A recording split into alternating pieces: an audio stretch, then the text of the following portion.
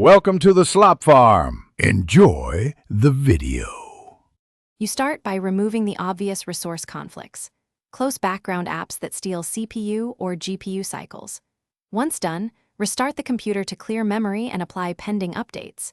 Make sure Roblox and your operating system are up to date. Next, test your connection, switch to wired if possible, and aim for latency below 100 milliseconds. These steps reduce interruptions and isolate whether crashes are software or network-related, so you can move confidently into deeper fixes. Now focus on drivers and in-game settings because mismatched graphics drivers often trigger crashes. Update your GPU drivers to the latest stable release, then set Roblox to use the correct GPU, integrated for battery, discrete for performance. Lower Roblox graphics quality and turn off shadows to reduce load. Also disable overlays and temporarily turn off antivirus or aggressive game optimizers, since they inject into the process and cause instability.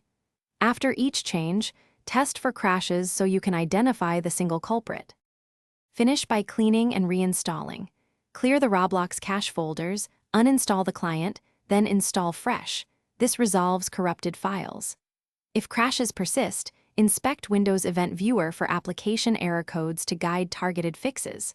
Once you have a code, search settings related to that subsystem, or try creating a new OS user profile to rule out profile corruption. If none of these work, gather logs and contact Roblox support. Provide crash codes and steps you already tried so they can help efficiently. Thanks for watching. Consider subscribing if we helped you today.